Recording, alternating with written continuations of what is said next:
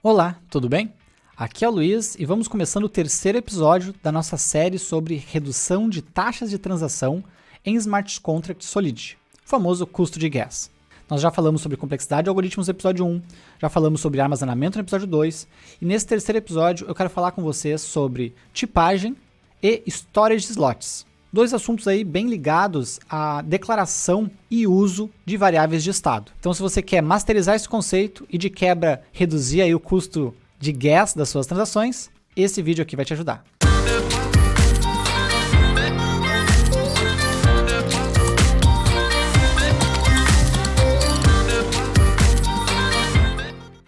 Quando a gente fala em otimização de código, e a gente passa por esses grandes blocos de otimização que eu já trouxe aqui para vocês, a gente começa a entrar nas micro-otimizações, que geralmente é o que vocês mais vão encontrar, listas intermináveis na internet, mas ao mesmo tempo é o que traz os menores ganhos ali, e realmente o ganho deles vai ser só mais na escala.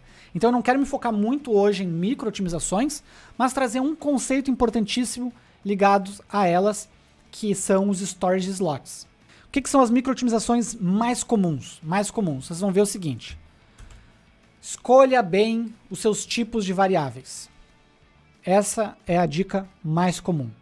Tá? O que é escolher bem os tipos de variáveis, Luiz? Solidity possui vários tipos de variáveis. Assim como qualquer linguagem de programação tipada. Então, por exemplo, se você quer salvar um número, via de regra você pensa o quê? Num int. Perfeito? Você pensa num int. Um int, né? Se a gente está falando de um int 32, que é o mais comum nas linguagens de programação, a gente está falando de 2 bilhões e meio de possibilidades, se não estou enganado. Indo do negativo ao positivo. Agora, se o seu número não precisa de valores negativos, porque, por exemplo, ele é, sei lá, idade. Existe idade negativa? Não, né? Você não conta idade de quem não nasceu ainda, certo? Então, se vai começar em 0 nunca vai ser negativo, você pode utilizar o int. Então, isso é um exemplo de micro-otimização. Para que eu vou desperdiçar metade do meu armazenamento da minha variável com números negativos que nunca vão ser representados? Não faz sentido. Então, isso aqui é uma micro-otimização. Perfeito? Então, vai colocar um número, se ele não é negativo, usa um int. O int, né? Unsigned integer. Se ele tem negativo, você vai utilizar um int, né? Um integer. Se ele só tem 2 valores possíveis, você vai utilizar, né, o bool. Eu já ia escrever boolean, né? JavaScript é boolean. Você vai usar o bool, certo? Que é só true ou false, né? Verdadeiro ou falso. Então você tem que buscar otimizar do tipo de dado mais cru, né? Mais limitado para o menos limitado. Isso é uma micro-otimização. Indo mais no micro ainda, se não parecer um micro suficiente para vocês, né, você tem que pensar nos tipos numéricos, no tamanho do número que vocês vão armazenar. Se o meu número vai ser idade, por exemplo, qual é o recorde de pessoa que viveu mais tempo? Sei lá, uns 130 anos, talvez? Ah não, Luiz, mas eu quero armazenar a idade de tartaruga. Tartaruga mais velha tinha o quê? 200 e poucos anos? Alguma coisa assim.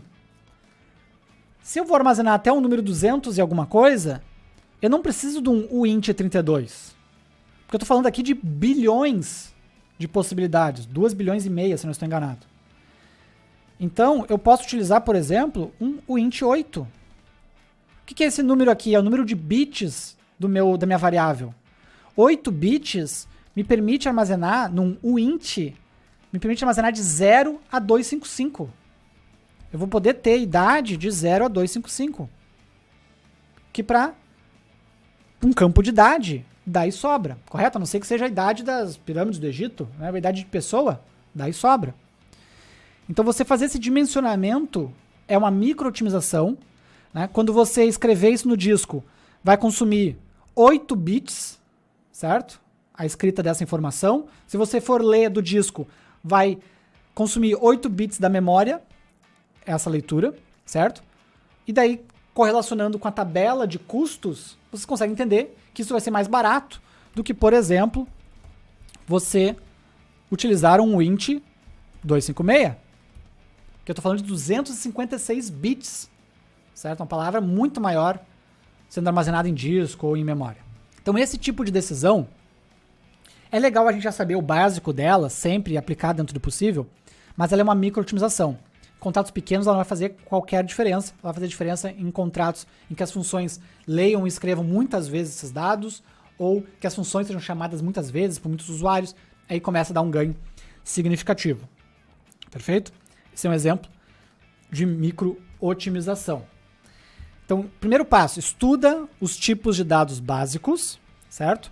Para que você utilize os tipos corretos para os dados corretos. String, por exemplo, é o último caso. String é o mais pesado de todos, né? Até porque tem tamanho variável, é o último caso. Tá? Priorize os tipos mais simples, os primitivos, depois vai indo para os tipos mais complexos. Mas eu trouxe essa micro-otimização não para falar exatamente dos tipos de dados ali, tá? Embora sempre é interessante relembrar, mas sim para falar sobre um conceito chamado Storage Slots, que é justamente o motivo pelo qual em contratos pequenos isso aqui não dá grandes diferenças. Isso vai dar em contratos mais maiores, é ótimo, né? Em contratos maiores. O que é um Storage Slot, Luiz? Todo smart contract, ele, quando é feito o deploy dele na blockchain, é criado um espaço chamado storage para armazenar os dados daquele smart contract. Isso varia de blockchain para blockchain, tá? O quanto é desse espaço, mas não vou saber dizer para vocês exatamente quanto de espaço. Tá? E também, se precisar no futuro, ele aumenta, tá? O storage slot, o storage, ele é subdividido em storage slots. Um storage slot, ele é do tamanho de uma palavra da blockchain ou 256 bits. Tá? Então, imaginem blocos de 256 bits. Quando vocês fazem uma operação de leitura na blockchain, certo? Ou de escrita na blockchain, quando eu falo leitura escrita, eu estou me referindo a disco, certo? Uma leitura ou uma escrita no disco. Quando vocês fazem isso, vocês invocam opcodes específicos de leitura e escrita, correto? Eu estou falando do sload para ler e do store para escrever. Sload vai ler um storage slot quando ele for chamado. Perfeito? Via de regra, essa é a leitura padrão dele. E quando for escrever, a mesma coisa, vai escrever em um storage slot, ou seja, 256 bits. Agora, quando eu estou salvando dados na blockchain, a EVM ela busca uma otimização deste salvamento. E quando eu estou lendo também, tá? E essa otimização é baseada justamente em quantos slots eu vou precisar. Então, se eu vou escrever um dado na blockchain e esse dado não cabe num slot, eu vou ter que fazer mais de uma operação de escrita ali para conseguir escrever, certo? O número de slots suficiente. E mesma coisa quando eu for ler. E aí entra uma dica de micro-otimização que pouca gente conhece, mas que é bem interessante, mas novamente ainda é micro-otimização, que é organizar o seu contrato de maneira que eu reduza os S-loads e reduza os S-stores, que são as operações mais custosas. Eu vou reduzir isso reorganizando os meus slots. Por exemplo, considerem essas três variáveis aqui. Eu tenho um int 128, x igual a 0. Eu tenho um int 256, y igual a 1. E eu tenho um int 128 de novo, z igual a 2. Super inofensivo, certo? Mas tem uma otimização que a gente pode fazer aqui. Quando eu vou fazer deploy desse contrato e ele vai escrever essas três variáveis na blockchain, como eu coloquei o valor nelas, ele já vai escrever na hora do deploy, ele vai pegar a primeira variável, porque ele lê de cima para baixo, tá? Imagine que não tem essas de cima aqui, perfeito? Só essas três aqui, para a gente focar nelas. Ele vai ler a primeira variável. Eu preciso escrever isso aqui na blockchain. Beleza. Quanto essa variável de estado precisa de espaço para ser escrita? 128 bits. Opa, beleza, isso cabe num slot. Mas será que não dá para me aproveitar essa ida no disco e escrever mais de uma? Ele vai olhar a próxima. Essa variável aqui, ela precisa de 256 bits. Puxa, a x e a y não cabem no mesmo slot. Então o que a EVM vai fazer? Ela escreve o x, depois escreve o y no outro slot. Aí ela vem para z. Quanto que a z precisa de espaço? 128. Beleza. E aí ela vai tentar fazer o processo de novo, mas vai escrever a Z num terceiro slot, porque o primeiro ficou só com a X e o segundo só com a Y. Tô trazendo um exemplo muito bobo, que claro que não é o que vai trazer um grande ganho pro contato de vocês, mas entendendo isso no todo, né, e num contrato grande, isso pode sim significar algo bem interessante para vocês. Se eu trocar essa Y de lugar, tá? Só mudei de lugar no código, perfeito? Mudei de lugar. Na hora de escrever no disco, ele vai escrever o X, mas vai tentar otimizar a saída no disco, para ele fazer só uma escrita. Certo? No anterior, no código anterior, eu tinha 3 S-Store. Né? Um S-Store triplo, na verdade. Né? Eu vou ter que escrever em 3 storage slot. Neste aqui, eu consigo escrever X e Z no mesmo storage slot. Porque eles cabem, somando os dois, dá 256, que é o tamanho do storage slot. Eles cabem, então eu consigo escrever os dois, e depois só o Y fica no segundo. Então aqui eu tenho 2 S-Store. Ou seja, 33% a menos de escrita no disco do que no primeiro, consequentemente, menos custo, né, de transação. Beleza? Isso eu falei aqui de escrita, mas se aplica também para leitura.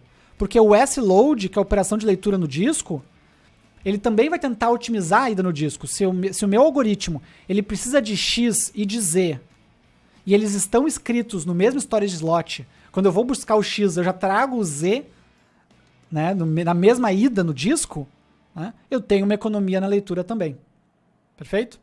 Então, você agrupar as variáveis de modo que elas caibam nos mesmos slots, ou que elas sejam agrupadas de modo que elas sejam utilizadas em conjunto nas funções, né, vai dar um ganho para vocês aí também, que num algoritmo mais complexo, num contrato maior, uma aplicação mais robusta, pode dar um ganho significativo de redução de taxas para vocês. Mas, novamente, essa última dica está mais no lance de micro-otimização, que não é o que vocês devem se focar no início. No início, foquem mais em complexidade de algoritmo e foquem mais em armazenamento, né, em otimização de armazenamento, para depois, numa terceira rodada de otimizações, vocês entrarem em micro-otimizações, que aí você vai encontrar milhares de micro-otimizações disponíveis na internet, de todos os tipos, né? É tipo de variável,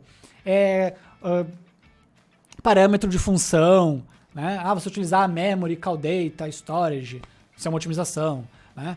Você utilizar array, mapping, né? Variável de estado, é outra otimização, né? Você utilizar i++, i, do while versus for, tem um monte de otimizações possíveis que são micro, né? Cada uma vai economizar ali alguns gas, né? Mas que no todo pode representar algo bem legal depois que você já fez o principal, né? Você já entregou o bolo, daí você pode botar a cereja do bolo em cima.